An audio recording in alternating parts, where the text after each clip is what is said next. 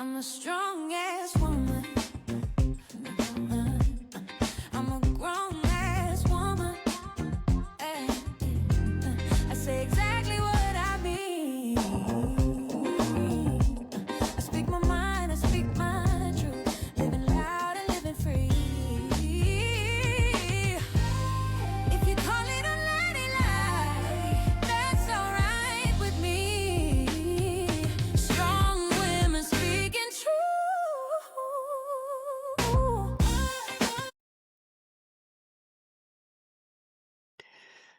There's a version of you that people loved. She was easier to deal with, easier to understand, easier to control.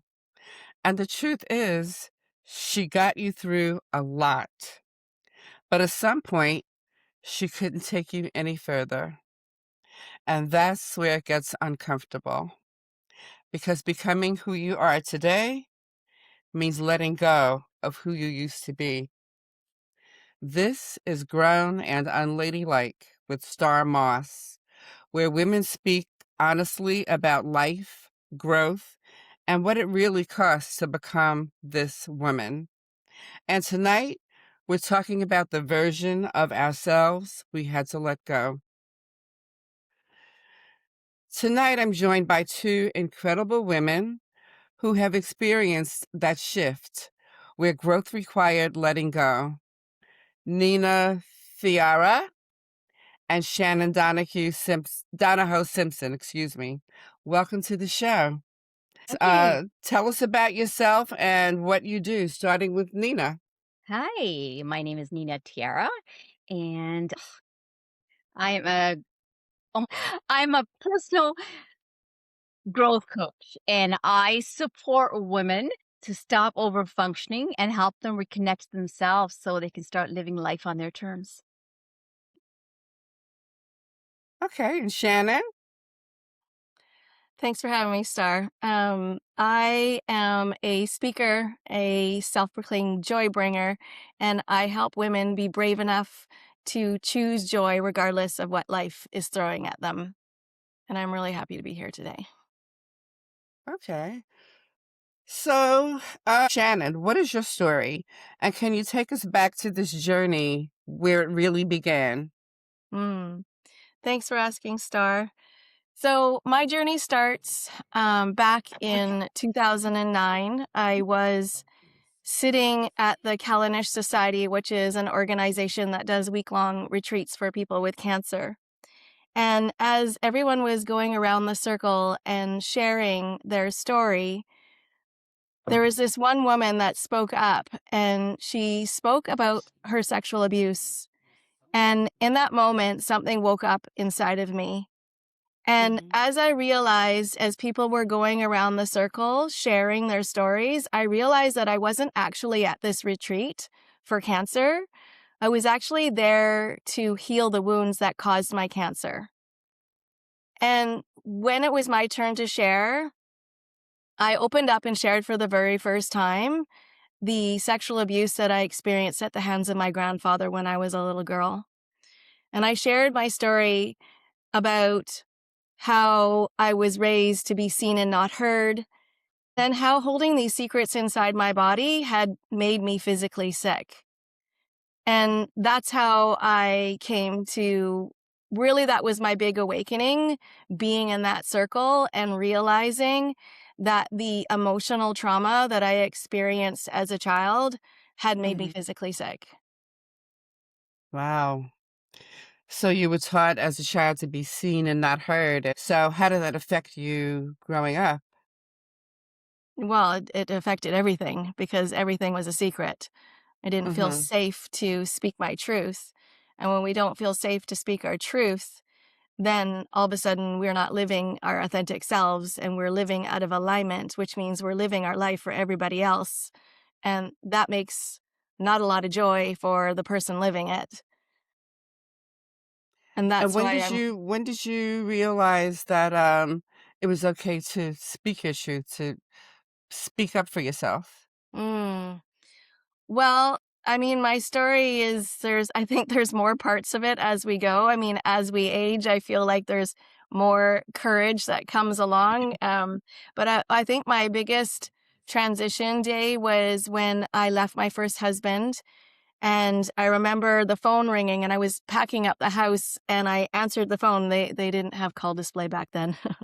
And it was Wow. my mother-in-law, and she was like, "Hey, what's going on? How you doing?" I was like, I'm leaving your son." And she was like, "Oh."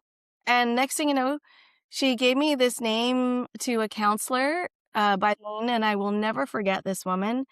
And she basically showed me what boundaries were. And not long after that, I was in the police department filing a report against my grandfather. And that was Wow. a transformational day for me where I realized that, well, just even being able to speak my truth, write my truth, and be heard.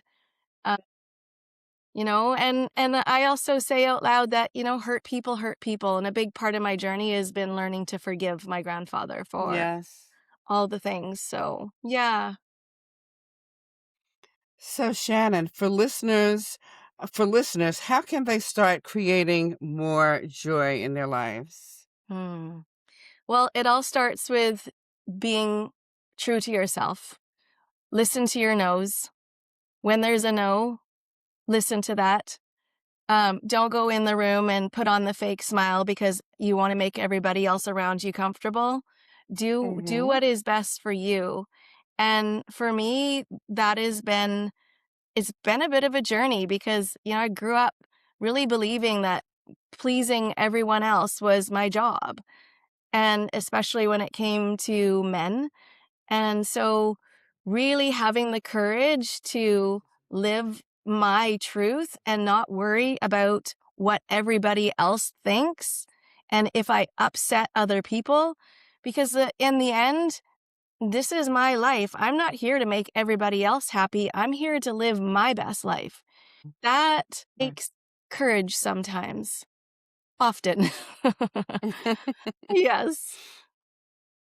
Good answer. Once someone begins to find more joy, how do they protect it and not lose themselves again? Mm-mm. Boundaries. Boundaries Mm. for me has been a really big part of my journey.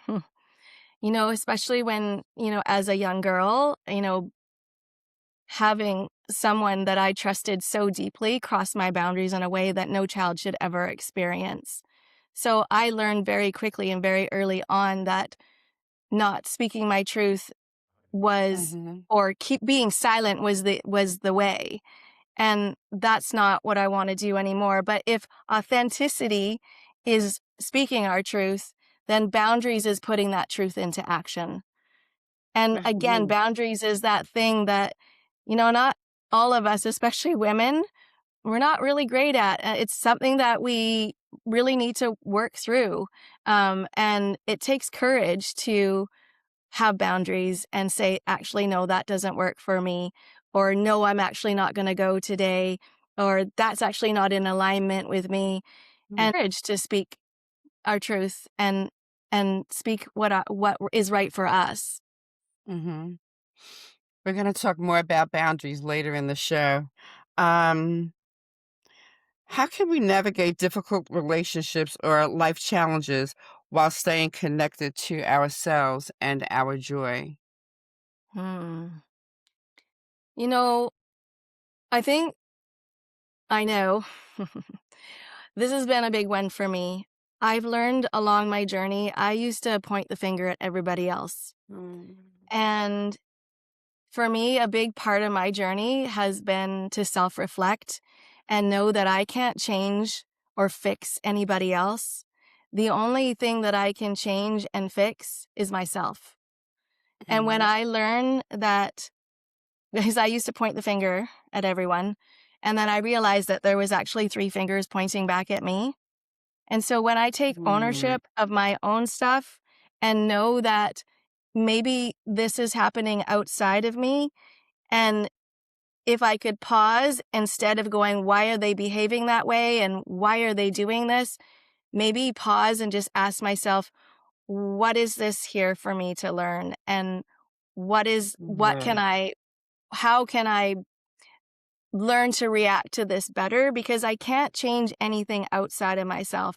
And that's probably been the biggest learning journey for me along all of this, is because I used to try to control everything outside of me and Mhm. just caused more and more and more heartbreak and more frustration, um, and more disconnect from myself. So if I learn that the only thing I can control is me, that's where the happiness starts, is that I know I get to control Mhm. myself. That's it. Nobody else. Exactly. That's the only person we have control over is ourselves. So you really can't worry about what other people are doing, thinking, saying. You can't control that. All you can do is control yourself. Yeah. For those who want to go deeper with your work, how can they connect with you or access what you offer? Oh, thanks for asking, Star. So I am on all the socials, Facebook, Instagram. I'm on LinkedIn. You can find me on my website at shannondonahosimpson.com. You can also find me on my YouTube channel, which is shannondonahosimpson.com as well. So yeah. Okay. And at the end of the show, both of you'll have a chance to give the audience your social media. Nina, I have some questions for you. So, Nina, you've been on a deep healing journey for years. What was the moment where you finally connected the dots and became the woman you are today? Wow, thank you, Star. Oh God, I could take this so many different directions, but I'll take it. The pivotal moment for me was 2006 when I was overwhelmed and frustrated where I was. I had so many health issues. I had anxiety, depression, hormonal issues. Um, I had so many symptoms that were unexplainable with the medical system. And I was always on the journey, like, why did I feel this way? Why was this happening to me? Why was I so tired? And why was I so feeling exhausted all the time? And not really feeling myself. So it wasn't until Hmm. 2006 where I ended up, where they say when the student's ready, the teacher appears. And that's exactly what happened to me. So I met a woman who was my mentor, and basic with her work and what I found out, the reasons that I was feeling the way I was, and it was quite a long journey from 2006 to 2025. What I found out was for me was I never learned how to feel my emotions. I never knew how to process my emotions. I never knew how to connect the dots to everything that was going on in my life. I didn't know my core programming or patterns, they call it. Um, I didn't know any of that because it was something that was never taught to me as a child. It was all due to subconscious programming, conditioning, belief systems, um, and not being shown how to be a woman. So I manifested all these illnesses. And, I was looking since 1990 to find a way, like, why was I feeling this way? And so it was 2006, my deep journey started, where we started peeling back the layers, why I was feeling this way. And as each emotion came up, I processed it, I connected the dots, and underneath the layers of core programming that I had. And once I Hmm. connected all that, I started seeing a bigger picture. And that journey Hmm. took me from 2006 to 2025, and the reason my journey was so long was because I was so suppressed on all levels. Because that Wow. wasn't so basically, when we have an emotion and we don't feel it, we freeze. And when we don't feel it, it lodges into our body, into our muscles, into our tendons, into our bones. And so what happened was every emotion that I hadn't felt came up to the surface. So that's the Mm. reason my journey was long. Mm. And so it was actually 2025 that I really started connecting dots. Like I really got it. Like I really got what it felt to like feeling emotions, I really got what it was like connecting the dots, and I started understanding who I was at the core. And that's where I learned that, I had a soul purpose. Now, did you figure this out on your own, or did you have to do some type of therapy? So, there's so much work out there, and I had tried so much other work before, seminar work, reading books, go to this workshop, do this. So I worked with a therapist. I worked with a naturopathic doctor. And with her help, plus other mentors, there's parts of the journey where she can help me. So I needed support, additional support, like marriage counseling, or I did all kinds of, it was energy healing. So so yeah, so that my journey was with one person, but I also had other mentorship. Mhm. Now, as a child, when you were feeling a certain emotion, were you taught to hide your feelings, or is this just part of your culture? Culture is part of it, I say, but you know what? Now that I've learned all this, I think it's across the board. There are a lot of women out there who don't know how to feel their emotions at the core. But for me, going back to your question, yes, it was a cultural thing that, I took it on because my family, my mother was married very young and she didn't know anything about emotions. So Mhm. basically, what, they say, a child learns from age 1 to 7. Those are the most critical years of a child's life. So that's what happened to me. I took on what was taught to me. Yeah, that's just not healthy. So I'm happy that you were able to figure it all out and you're fine today. Yeah, it was not an easy journey. Some of it, like, I can't believe I did it, but I'm so glad where I Mhm. am today for sure. That's good. And it is good that you're teaching because, like you said, there are many women who don't know how to process their emotions. You're feeling something and you don't even know what to do with the feelings. That's So, right. And for me, the hardest part was now, and this came in 2025, mid 2025, which is actually quite, shocking when I look back at it, was how to sit with your emotions. I never knew. I read article after article. My coach even kept saying to me, sit with your emotion, journalize. And I'm like, what is she talking about? I didn't enjoy that part. And now I know exactly how to sit with my emotions. So something comes up, instead of I used to distract it away. I used to shop it away. I used to text a friend. I used to go to the gym twice a day. Had all kinds of distractions, TV, um, so many distractions so I could, not have to feel it. And now that I mhm, can sit with an emotion, it's an amazing feeling because I get to sit with it. And once I'm sitting with that emotion, it actually starts to lessen the feel of it, the energy of it. It starts to lessen. It just kind of moves through you. And I remember many of my mentors would share that emotions, we're not supposed to hold on to them forever. And I didn't get it. But as my journey deeper and deeper, and like I said, 2025 was another pivotal moment where I said, wow, this is what it actually feels like to sit with an emotion and let it mhm, pass through you. And it just lessens. And I can see Shannon there. Um, with her, her face, and it makes me so settled, and the peace that you get when you can actually have those emotions flow through you and you're not triggered. And mhm, one of the biggest reflection on that, and Shannon was sharing that as well, is reflecting, being able to look within. So most of my journey was looking within. And as a child or as a society as a whole, we're taught to look outside of ourselves. Mm. So that was it was looking within, and that was hard, because I was an autopilot all my life. And I don't want to compare, what I see this happening day in, day out. Like looking back, I didn't know how I got to work some days, okay, Now I am so present. I know how I got to work. I know why it happened.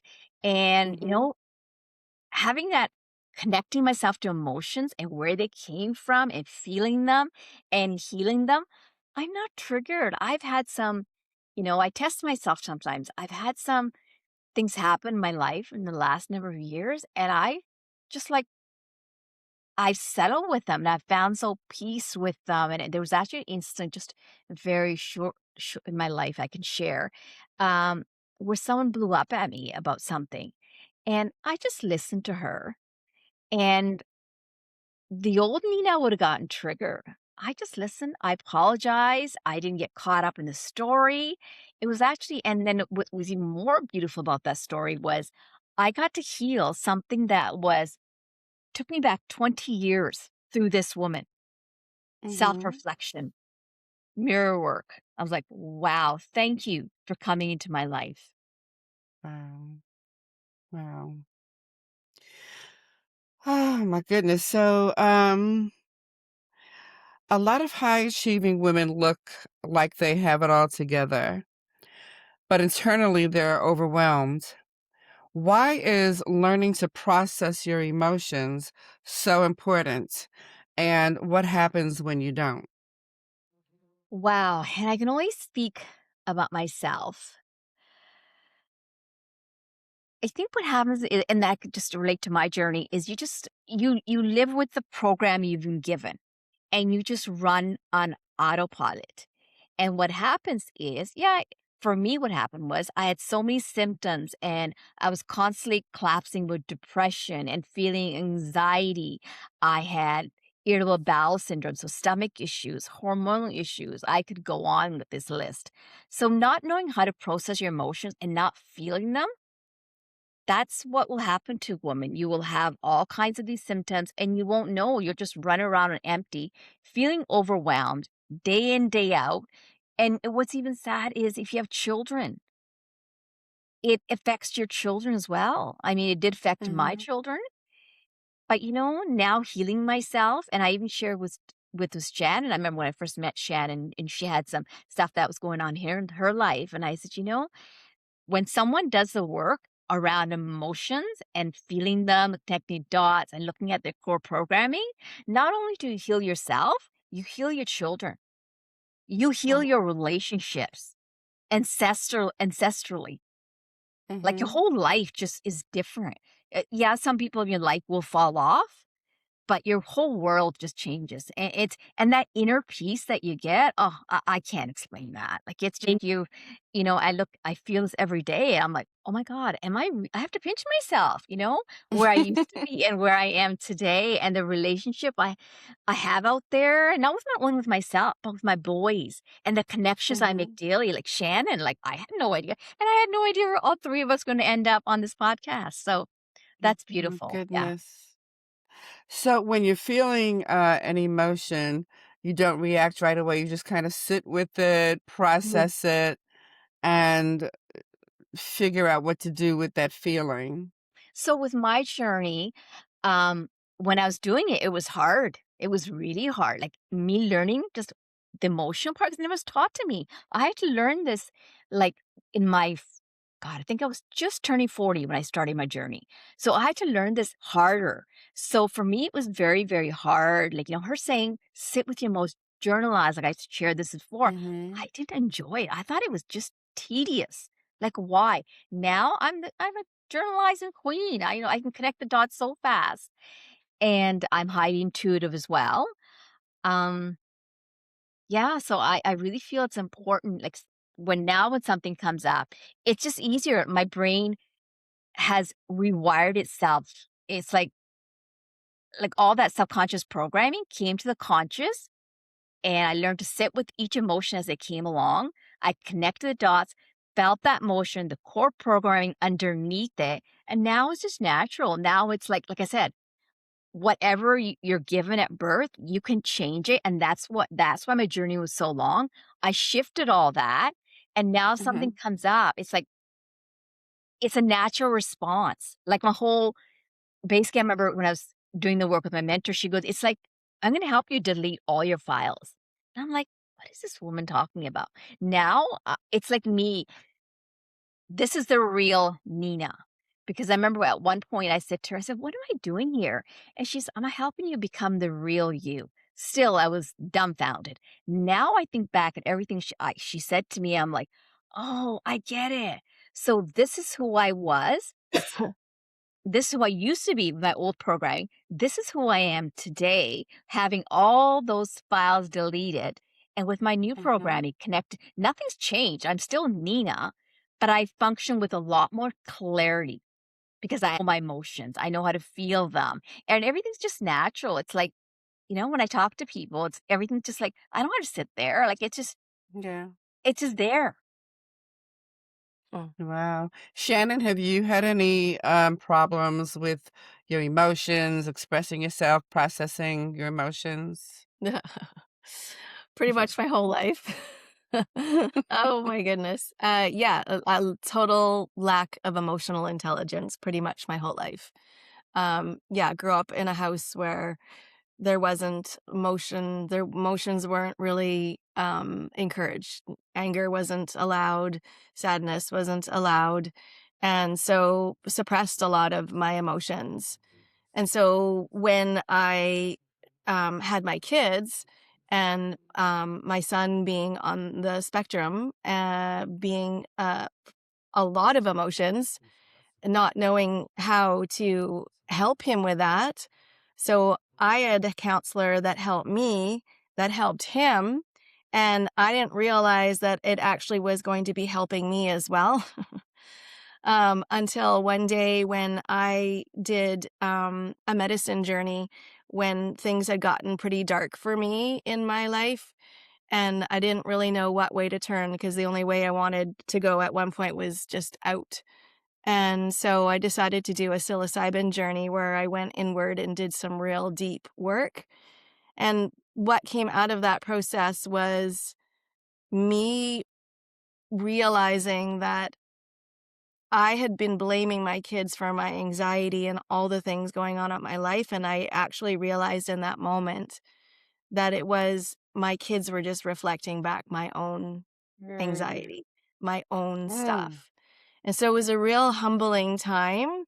And so it's back to what I was talking about before, where, we point our finger and we realize that there's three fingers pointing back at us. And so when things are not in balance outside of our life, it's that where we need to be pausing and really reflecting back on ourselves and looking at what's happening within ourselves, not Mhm. outside of ourselves, because we can't fix anything outside of ourselves. Yeah. I think, a lot of people, as Nina said, just go through trying to figure out what these emotions are and don't know what to do with them. So, um, thank you for doing this work. Mhm. Nina, you talk about boundaries in a very real way. What changed in your life when you stopped over functioning and started setting effective boundaries? Wow.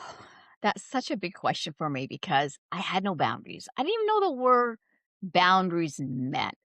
Okay. Because it was never taught to me as a child or as even growing up. So, what really started to change? Well, I ended up leaving a 20-year marriage.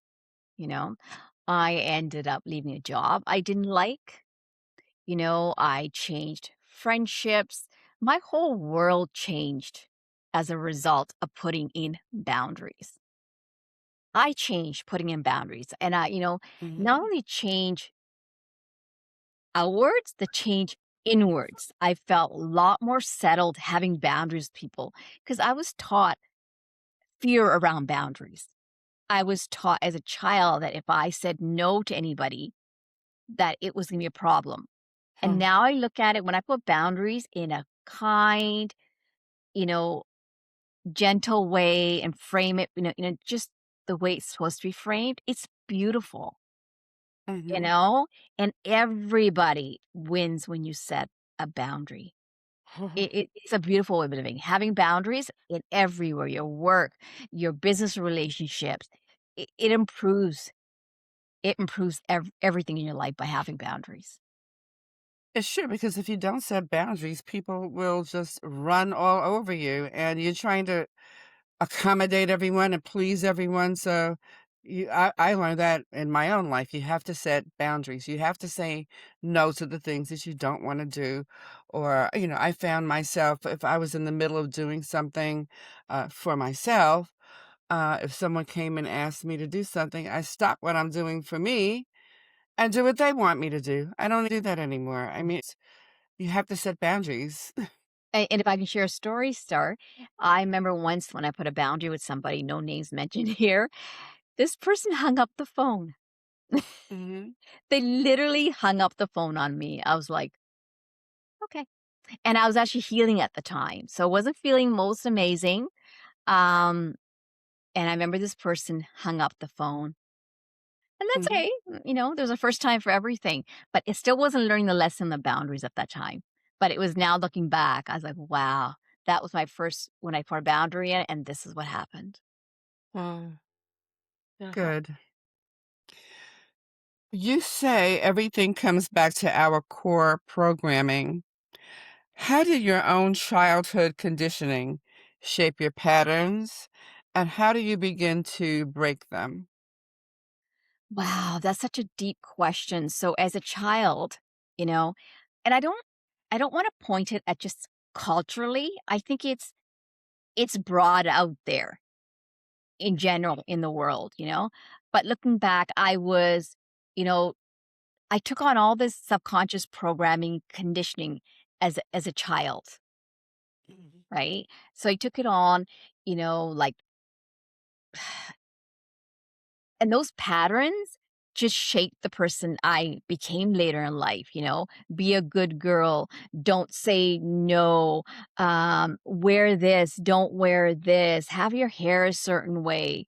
Um, and those patterns and belief systems just carried in my life and just caused a real overwhelm and havoc on my life until I started noticing them. And, noticing patterns and, core programming, that was the hardest part of my journey. That took me years to actually put in a space or a container that I actually understood it, you know? Mhm. And now, and that's a core, that conditioning was huge for me. And that shaped me, the person I was and now I look at it, I'm able to connect the dots so quickly as I coach women or even when I am talking to someone. It's become so conscious to connect to patterns and core programming. So it's a huge part of my healing. I think most girls at a young age are programmed, like you said, wear your hair like this, put on this, don't say that, Mhm. watch that tone, and that carries through into your adulthood. And then after a while, you just say to yourself, I just want to be me. I just want to say what I want to say, wear what I want to wear, do what I want to do. And that's really how this podcast came about because, I just started thinking about it and it just resonates with so many women. So obviously, I'm not the only one. Yeah, So it's time for women to just be who they are and Amen. speak up for themselves. exactly. Amen. And going back to what Shannon was saying, was to always remember, and that was a huge part of my journey, is not to blame others. You know, Mm-hmm. even now, if I come out with a problem, I reflect it. Is there a mirror for me to heal before? And I see my part in the story. The biggest part, a part also of my journey was not getting caught up in the story because I was so used to getting caught up in the story. He said this, she said this, and that itself energetically depletes you. Now Mm-hmm. I don't even yeah, I hear stories, but I see where what I need that from that story and heal it for myself. So self-reflection work was huge for me, looking at my mirrors. So like Shannon says, my old, your children, the people in your life are a huge part of showing you those mirrors and reflecting them back. Nina, this podcast is about success and inner fulfillment. What does living a truly aligned life actually look like after doing this kind of inner work? Wow, that's such a huge question. um looking back at where I was, and because I was over functioning as a child, and after doing all this work, it was hard. It was really hard. There's times I didn't want to do it, and my mentors would say, once someone starts on the journey, they normally don't want to leave because your symptoms will still stay, right? Because there's lots of dark nights, they call it. I collapsed with 3 huge episodes of depression, you know? And I think what after doing this long healing journey, I truly feel blessed and grateful that I met the people that I did, and I was able to heal myself. And today life is just, I have so much inner peace. I can't even begin to explain the inner peace I have getting up in the morning. And one of the things I didn't mention was another symptom. I had insomnia for most of my life, 20 years of it. And now I sleep like a baby. Like this morning, I did not want to get up, but I had to get up, you know? Um, so inner peace and just gratitude and just learning just my journey was learning about self-love. That wasn't taught to me as a child. So that's one thing I didn't mention is so self-love is huge in my life, and that Mhm. comes out when I share my story, when I'm out there interacting with people. It's all about love. This life that we are, it's all about love. That's it at the end of the day. Amazing. So, let's talk about who you used to be. So this question is for both of you, and feel free to comment on, each other's answers. This is a conversation. So, who were you before this version of you? Anyone can go first. Well, I was I was an overgiver. I was a people pleaser. I Gist of it was not knowing who I was at the core. So I just kept running on autopilot and not knowing how to feel my emotions. Had I known all that, I would have done better. So I was basically not being I wasn't authentic. Basically, let's put it that way. Mhm. I was not authentic to who I am today at the core. And now I speak up. I didn't speak up. There was a lot of fear. I was raised, and not in a way to say, my parents or my upbringing was bad. That's all my family knew. That's all they were raised through. Mhm. And now being on the other side, it's just amazing. And I don't, I'm not that person. I have boundaries. I speak my truth in a kind, gentle way to everybody. And, Mhm. it works great. When did it click to you um, to stop being who you were and become who you are? When did you figure that out? When did I figure that out? I had the gist of it. Like I started working in 2006 doing the work. It was around 2009, 2010 when I collapsed with my first depression, sort of. But it was just a glimpse of it. And then with the help of medication, again, I went on autopilot again because I started feeling better again. It's still, I didn't question anything, Mhm. right? I was feeling great, top of the world. And it was actually later, 2006, I think it was really later, about 2012, when I really started questioning what was going on. And that's when, left. I separated from my ex husband. Yeah. That was the gist of it. And then more came out as I left. The more stuff came out to the surface, more Mhm. blocks. It was just, like I said, it was a very long journey because I was so emotionally, mentally, even on a physical level, because I hadn't felt anything, even physically. It was hard on body. There was days I didn't want to get out of bed, but I had I had a life to live. I had to go to work. I had to take care of other things in my life, like my children, a family. Mhm. Wow. Shannon, what about you? Who were you before this version of you? Mm.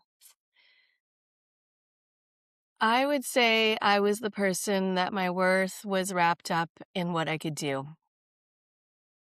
I was a perfectionist, raised by a Mhm. perfectionist, and it was about being busy. And the busyness was avoiding the emotions, which, we can Mhm. go back to what Nina's been saying. But that was my way of coping. If I was busy, if I was producing, if I was doing, I was worthy. But if I was to sit still, read a book, be quiet, heaven forbid, listen to my intuition or what's best for me, um, no, I didn't do any of that. And it's why I talked about this in my TED talk. It was the big joke at my wedding. And I actually talked about this on my wedding night. It was like, oh, I found someone who could keep up with me. And Mhm. and it was something I was proud of. And it's like, really? Like, but it wasn't about keeping up with me. It was about me avoiding my emotions and actually not Mhm. actually living my authentic self because Mhm. everything that I stood for was this worth outside of me, nothing about actually who I was in the inner core. I didn't even know who I was. When did it click for you that you weren't being your authentic self? And, when did you realize it? And when did you start doing the work to become who you are today? I I'm not sure that there was an exact moment.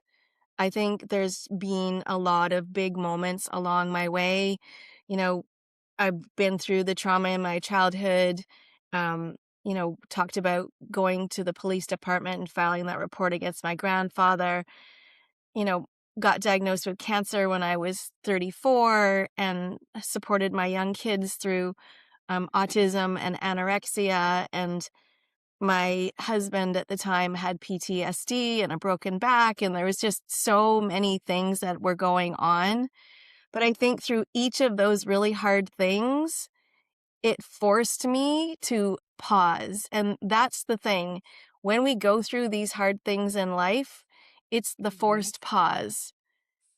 And when we're forced to pause, we are forced to look inward.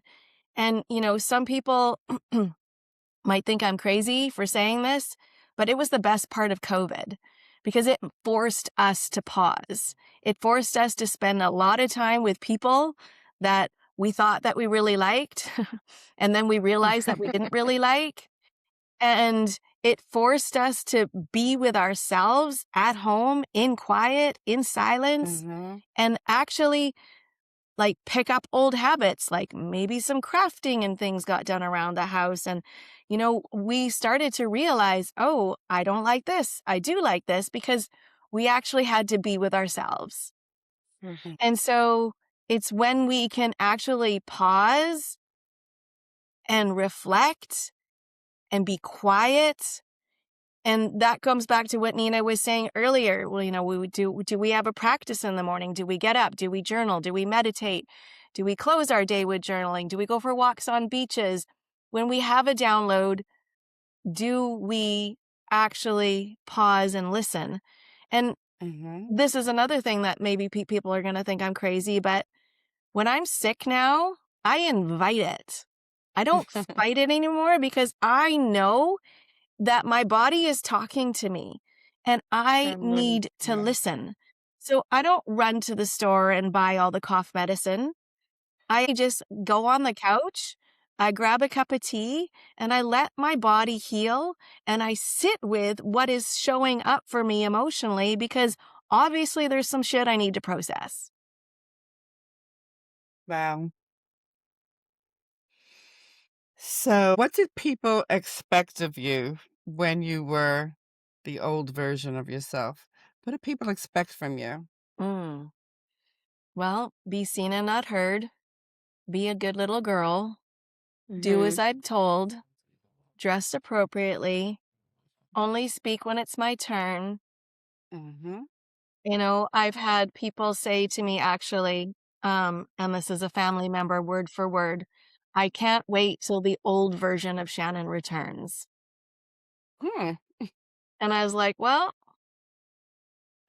you're gonna be waiting a long time because it's never gonna happen. It ain't never gonna happen. Yeah, I Wow. am so ready to, and I'm just fierce in the new version Mm-hmm. of me. And it's actually not a new version of me. It's the version that I forgot. It's the Mm-hmm. version that I always freaking was, that was suppressed and told otherwise. And so it's like clearing out the shit, taking out the closet, cleaning out the skeletons, and being fiercely, authentically me. Mm-hmm. And I think the old version of ourselves is the version that other people created and based on other people's ideas and expectations. And the new version of ourselves is who we authentically are and who we created. We got in touch with ourselves and figured out exactly who we are. Amen. Yeah. I love it how you said that. Hmm. We got in touch with ourselves, you know? Hmm. Because it wasn't taught to us, it doesn't mean that we can't learn it, you know? We can learn it. It's not gonna be it's not gonna feel good Hmm. sometimes, not gonna be easy because you're gonna be changing, you're gonna be changing boundaries, People are gonna say, "Why are you doing that?"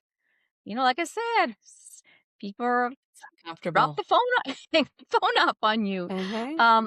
I could God, share you all kinds of stories that people did to me when I, started changing. Yeah. Yeah. Started becoming real, started really acknowledging that what was going on was wrong because, because I was in a cultural, um, it was like a lot. It was the way of being, you know? And when you're in a culture or with a group of people and you don't expand yourself, then that's all you know. And once you start Hmm. changing, that group starts kind of looking at you like, that's different. It's not allowed. So they kind of force you to stay. And I was so blessed that in my journey that I was able to get the support that I did and make changes in my life. Because a lot, there's just isn't enough mentorship there for the journey that I went through. Because I was taken from right from the beginning, from childhood. The work was deep, right from utero, actually, to where I am today. So yeah. Let's talk about the breaking point. When did you realize you had to change? I think for me, there wasn't just one moment. I think it was happening over from 1990, when I really was like looking for answers, going to this person, going to a workshop, doing all kinds of things. It was happening over time. I was looking for mentorship. I was looking for, I would go to one naturopath, I would go to another one. And it was just quick fixes I was getting along the way. So I would feel good for 3 months or 6 months. And, 2006 was a pivotal moment for me when I met this, because at the end of my rope, I had worked with one person from 1990 to 2006, and I wasn't seeing results. They were quick fixes. And so when I met this work, it wasn't going to be a quick fix. It was a long journey. And when I started working with this person and started doing the work, I really, yeah, I saw that there was light at the end of the tunnel. Yeah. And I just kept going. And here I am. Actually, 19 years Hmm. later, here I am. That's great. What about you, Shannon? So the question is what was a pivotal moment of change in my life? And Hmm. I think I really resonate with what Nina said. I'm not sure that there is any actual pivotal moment. I mean, I did talk about like the different parts of my journey along the way. But I guess if you want to speak to more recently, is when, I went through this divorce in the last 2 years. And, I was really, really lucky to be, at the time, I didn't, my ex-husband, wanted to separate from me. And at the time, he didn't want to leave the house. And I knew that I couldn't be around this person while I was trying to heal and I was trying to sort through my emotions.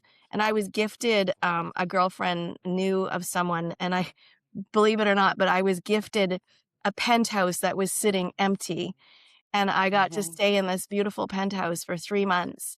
And it was the best gift ever because I got to go there and just be quiet with myself and only myself. And I Mhm. cried, I journaled, I cried some more, I journaled some more, I talked to friends, I met with counselors. I did all the things to process all the emotions that were coming up. And I think that's what it comes back down to, and I think Mhm. I'm hearing a theme over and over. It's it's the slowing down, it's the going inward, it's allowing ourselves the time to process the emotions and things as they come up. And, we're raised in this culture where everything is about doing and being and this very male dominant, we gotta do, but we're not meant to live in our masculine energy. I do believe we all have masculine and feminine energy, but we're not meant to live in this masculine go 24-hour clock. I mean, we're female. We have a cyclical month-long cycle. We're not supposed to live the cycle of men. Let's be freaking Mhm. real here. And so and and I guess the other part of that is I started sitting in a lot of women's circles, and as I sat in a lot of women's circles, as I spoke my truth and watched other women nodding their heads and realizing that, holy shit, I'm not alone. Like, they too have been through this. And just listening to the other women speak has been Mhm. really transformational in my life. So, I don't know that there's any one specific time. It's just been this ongoing journey, but I think it really comes back to this piece around slowing down Mm. and looking inward. Mhm. So, was there any particular moment, Shannon, that pushed you to the breaking point, or was it just, something that you were figuring out over time that, this is you have to change? Well, I do talk about that a little bit earlier when I was finding myself in a really dark place where my husband had broken his back. My son was quite sick with anorexia, was homeschooling both Mhm. my kids at the time. There's just a lot of moving parts going on. And I got to a place where it was really dark and I didn't know which way to turn anymore. And so that's when I Mhm. decided to look into plant medicine, and I ended up doing what they call a psilocybin journey. And that was really transformational. It's funny that I even say this because I actually messaged the woman this morning who I did that journey with and thanked her for literally transforming my life. Mhm. And what about you, Nina? The question, can you repeat the question, please, again? What exactly pushed you to the breaking point? Was there any particular moment or just a buildup of things that you decided I'm changing. This is it. Like I said, I was an overwhelmed all my life, as a child, as a teenager. And it was actually after I got married and I had more responsibilities and not knowing how to feel emotions, not having boundaries. So those moments were coming up slowly through my symptoms. So for me was symptoms, anxiety, depression, um, what else? IBS, it was coming for me, it was coming through symptoms.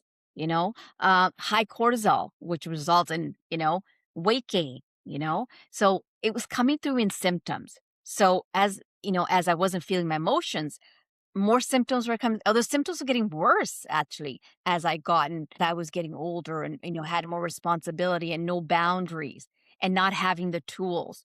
And and then once, I was able to, I just kept looking for people to help me. Right. So Mm-hmm. when I, got to that, there was no pivotal moment. It was just, escalation in my symptoms. And that's how my journey kept going. Mm-hmm. Did either one of you have to leave a toxic environment to become who you are today?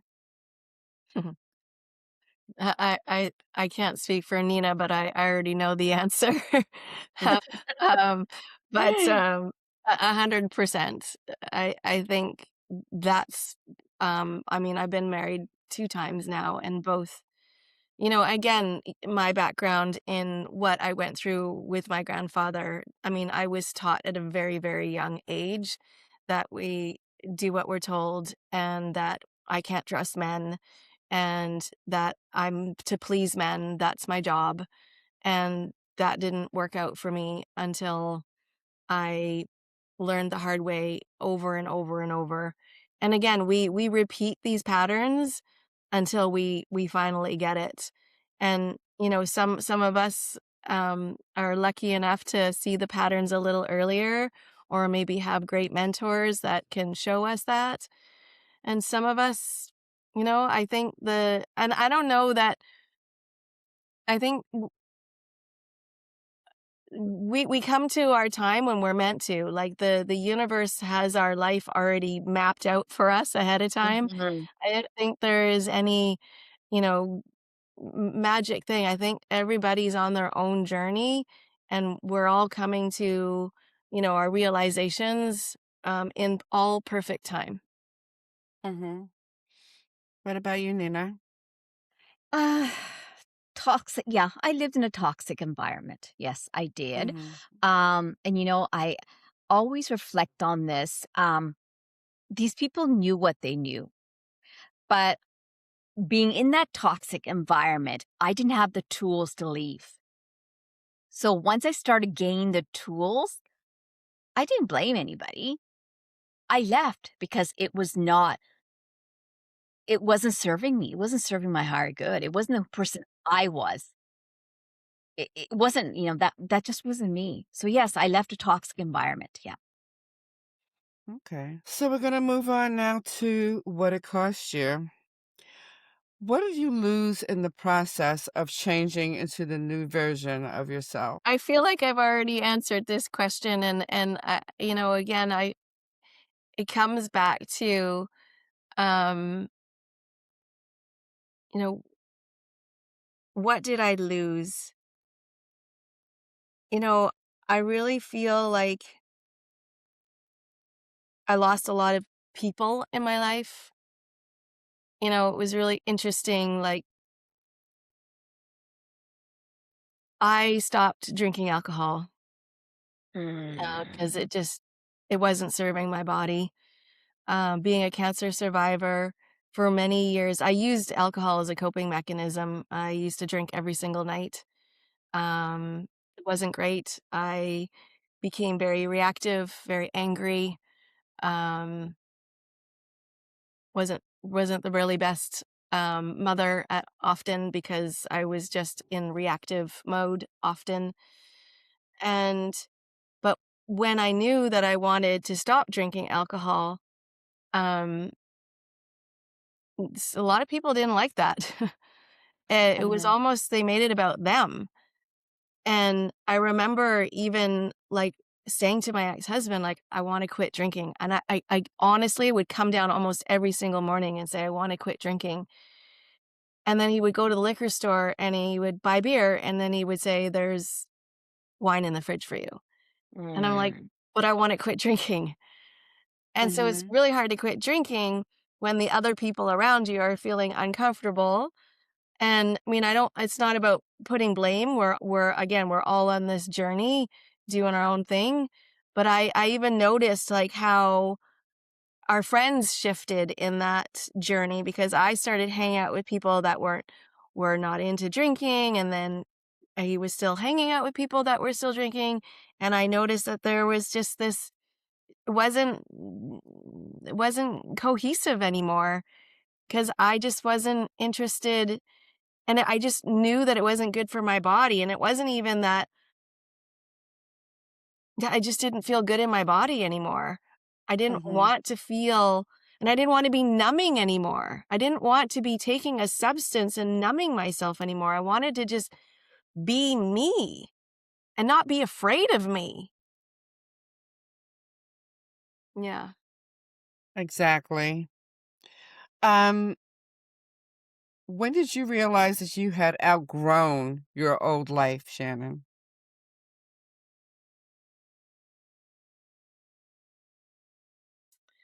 I think the biggest transformation was when COVID happened.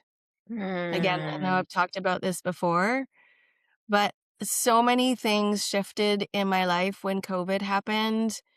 Like friends shifted, and um, where we had just moved into a new area, and that had shifted, and so many things shifted through COVID that I couldn't unsee the things that needed to shift. I couldn't unsee them anymore. Like it was so Mhm. clear that something needed to shift. And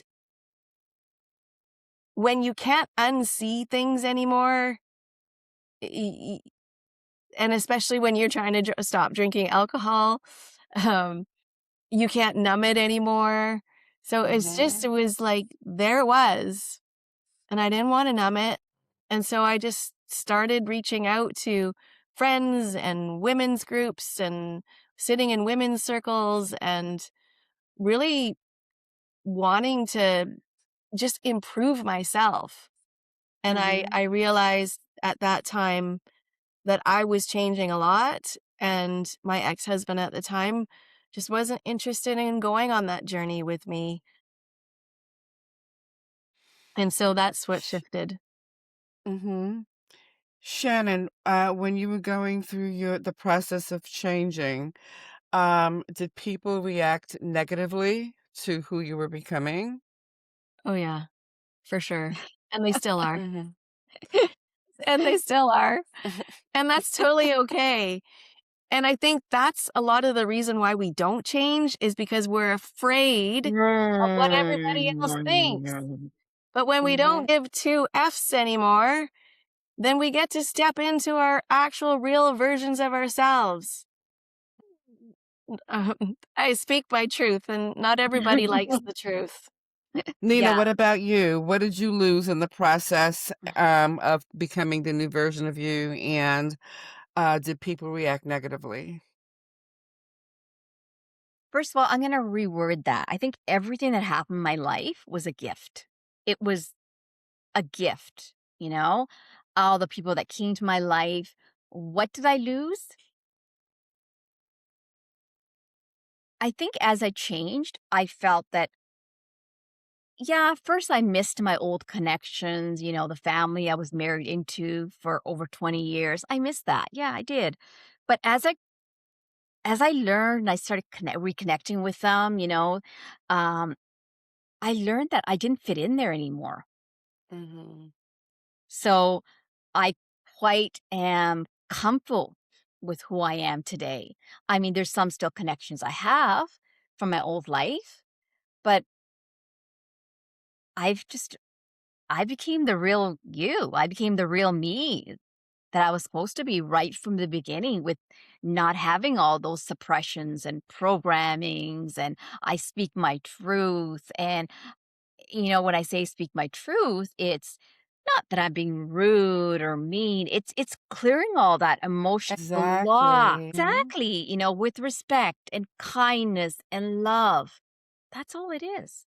Mhm. So, ladies, let's move on to who are you now?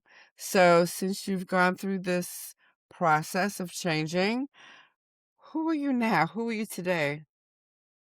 I would say that I am a joy bringer, a truth teller, and authentically me.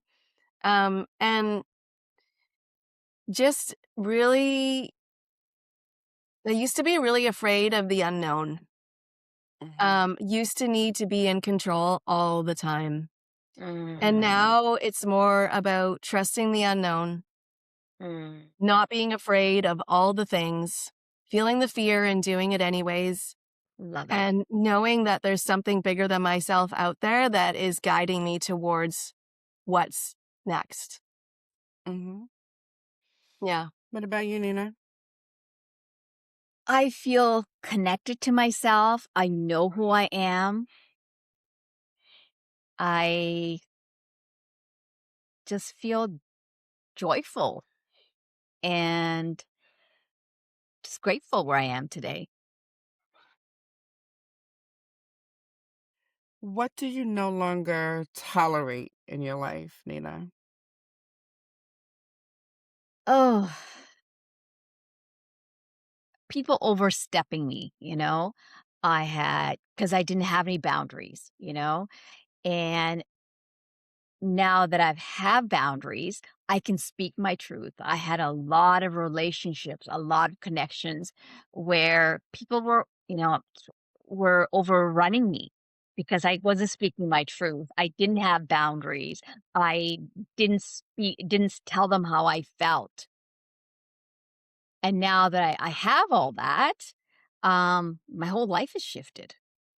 Mm-hmm. What about you, Shannon? What do you no longer tolerate? Oh, what do I no longer tolerate? I would say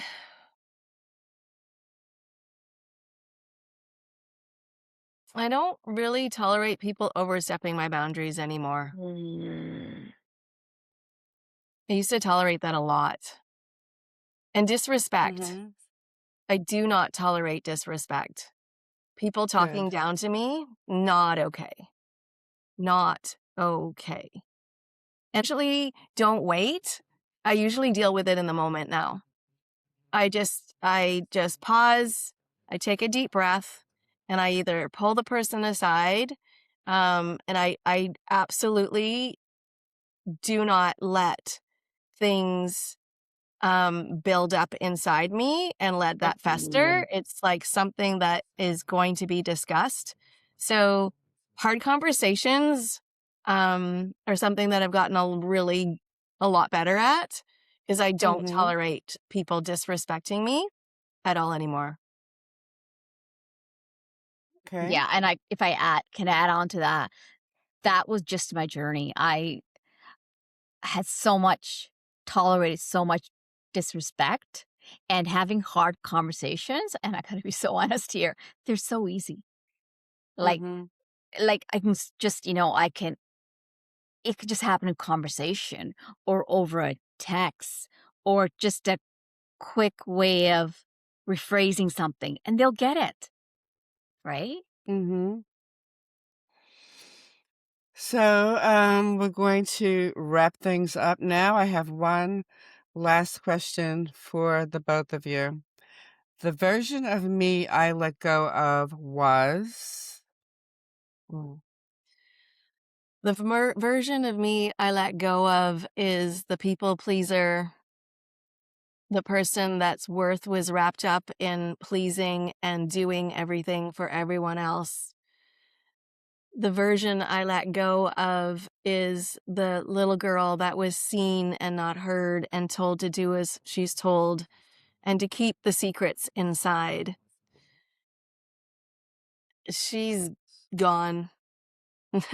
She's gone. And Kind of similar for me as well. For me, it's speaking my truth and being authentic, regardless of someone likes me or not, and not feeling overwhelmed and respecting, like Shannon was saying earlier. If I'm not well, that means I'm not answering the phone. You know, I put those boundaries up. Mm-hmm. Yeah, so very similar to what Shan expressed. Yeah, I don't tolerate disrespect anymore. I speak my truth, and yeah, some people don't like it, but like I said, I do it very respectfully. I don't do it out of vengeance. It's just like this, because when you look back at that other person, they don't want to be disrespected. So why do they disrespect me, right? Mm-hmm. Okay.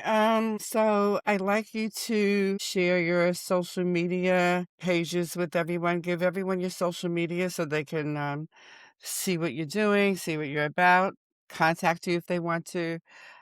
Please. Nina, you can start. Okay. So you can find me over on right now on under Nina Tiara on Facebook. And you could also find me over on Instagram under Nina Tiara as of now. Yeah. Send me a message there if you're interested in learning more about what I do. Shannon. Hey, yeah. So my name's Shannon Donahoe Simpson. You can find me at Shannon Donahoe Simpson on my website. You can find me on social media, Facebook, Instagram, my YouTube channel, and also on LinkedIn. And yeah, I'd love to connect with you. Love to hear how I could support you on your coaching through coaching or speaking, um, whatever it is that your needs. Thank you. Ladies, thank you so much for being guests on the show. And thank you so much for being open and honest and authentic and sharing your stories with everyone. I know that's hard to do, but you were both so open, and I hope that you felt comfortable enough to be yourselves and share your stories with everyone. And I'm sure it's going to resonate with so many people. So, you're helping the listeners, and you've definitely helped me. So thank you. Yeah, thanks for having us. Thanks so much, Great. Oh, Star. Thank you're you. welcome. The purpose of Grown and Ladylike is to create a space where women can speak openly about their experiences without the pressure to be perfect, polished, or politically correct. Because sometimes the most powerful thing a woman can do is simply say, like it or not, this is who I am. This is grown and unladylike. And remember, we said what we said. Thank you again, ladies. Thank you so much, Star. I'm a strong ass woman. I'm a grown ass woman. I say exactly what I mean. Oh, I speak my mind, I speak my truth. Living free. If you call it a lady life, that's alright with me.